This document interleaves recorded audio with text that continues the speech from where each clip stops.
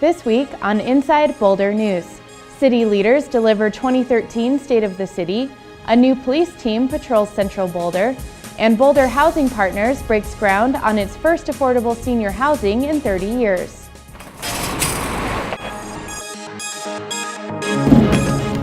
Welcome to Inside Boulder, featuring topics and stories that impact the community of Boulder, with Patrick Von Kaiserling and Jennifer Bray. And on the news set, Natalie Wood brings you the stories making headlines this week. Inside Boulder News starts now. Welcome to Inside Boulder News. I'm Natalie Wood. City officials revisited 2012 accomplishments and talked top priorities for 2013 in Tuesday's State of the City presentation. City Manager Jane Bradegum and Mayor Matt Applebaum said despite a slow national economic recovery, the city is in a stable financial position due to conservative and careful planning. They also highlighted the city's top priorities for 2013, which include deciding whether to create a municipal energy utility, developing Boulder's civic area master plan, and creating an affordable and sustainable housing policy. It is truly a privilege to represent a community that both engages in its government and supports community initiatives at the ballot box. We sincerely thank you for your confidence, trust, and support. In 2013, City Council and staff will continue to make the difficult decisions to implement both short-term and long-term strategies to reduce expenses and improve efficiencies in how we deliver services. Officials also featured significant events from last year, including the Boulder stage of the Pro Cycle Challenge, the Flagstaff Fire, and the passage of a disposable bag fee. You can watch the entire State of the City presentation at boulderchannel8.com.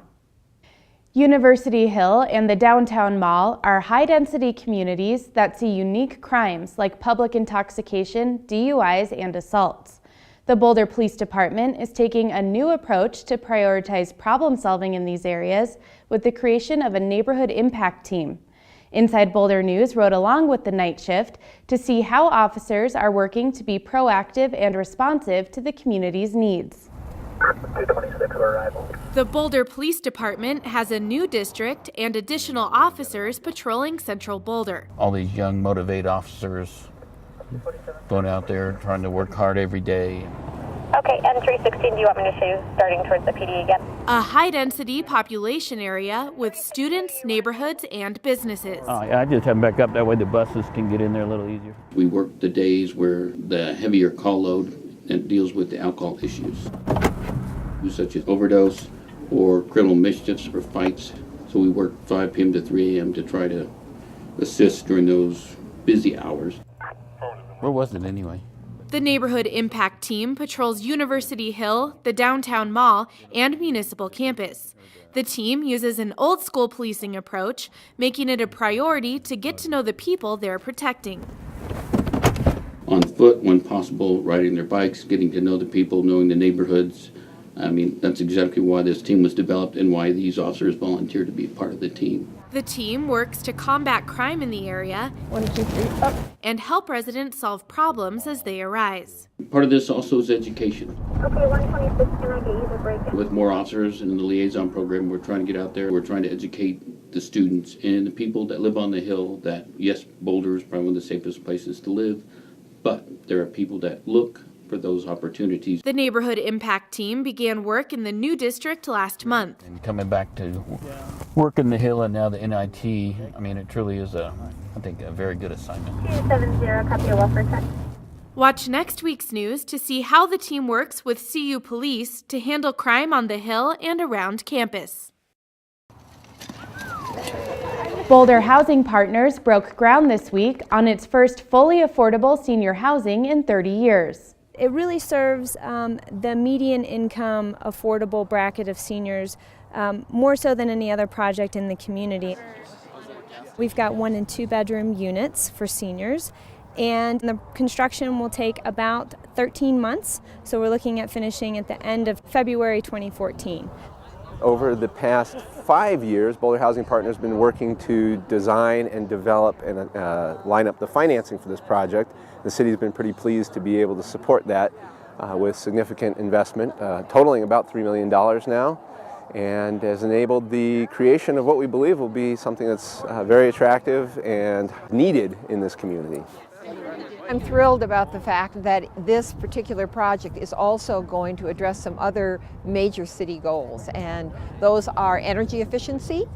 There's going to be a 100-watt solar array that will be on the roof of the building and the carports, which will help provide the energy for this building.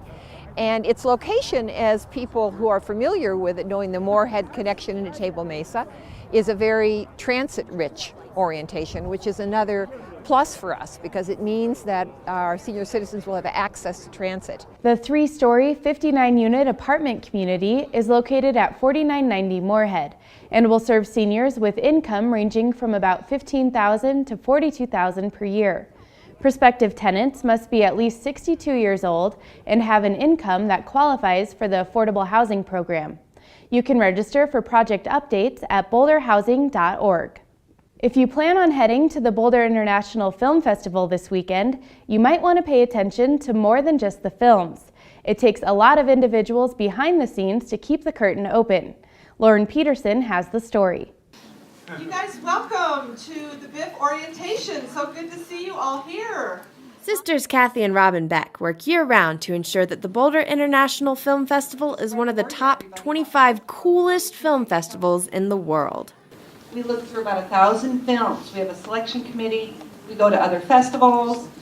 So these are 47 of the best films that you'll find, and I'm happy with every single one of them. But they are not alone. This event would not be possible without the help of over 500 volunteers. Whenever you go to one of the programs or you go to one of the movies, all you see is volunteers. They've got big smiles. They welcome you to the city. They welcome you to the program, and that's what makes the difference. Being a volunteer does have its perks, like free screenings, access to parties, and a chance to commingle with other film buffs from Boulder and from across the globe. I was born in Cameroon, that's in West Africa, raised in Manchester, England. Came here about a couple years ago, about 5 years ago, and just, been interested in filming ever since I was a kid. A friend of mine told me about Boulder Film Festivals, and I said, why not?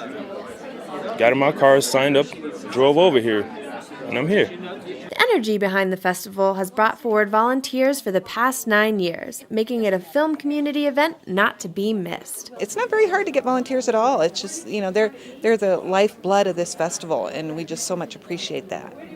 You guys don't need a technical background. We keep the festival going and running. The festival's really grown a lot over the last couple of years, and so it's really exciting this year of how big it's grown and all the special events that we're having. For Inside Boulder News, I'm Lauren Peterson. To find out more about festival screenings and events, be sure to pick up a Film Up program located in various venues around town. If you want to be more involved in city government, now's your chance to apply for boards and commissions. City Council has extended the application deadline to February 22nd to fill 20 openings. The city is seeking applicants who would collaborate with city departments and City Council. The 16 boards and commissions include the Arts Commission and the Parks and Recreation Advisory Board, among others. A full listing and description of board positions is available on the city's website. Thanks for watching Inside Boulder News. Stay in touch with us on Facebook by submitting news tips and questions, or send a Sign Me Up message to mycitynews@bouldercolorado.gov to receive video updates like this newscast in your inbox.